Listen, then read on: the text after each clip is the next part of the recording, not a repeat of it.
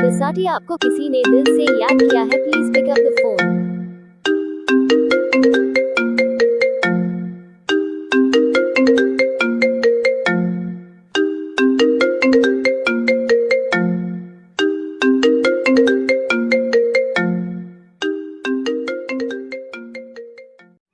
किसी भी मोबाइल की रिंगटोन के साथ अपने नाम की रिंगटोन बनवाने के लिए अपना नाम कमेंट में लिखें और चैनल को सब्सक्राइब जरूर करें। आपको रिंगटोन अच्छी लगी हो तो चैनल को सब्सक्राइब जरूर करें, वीडियो को लाइक करें और ऐसे ही रिंगटोन बनवाने के लिए कमेंट करें। Thank you.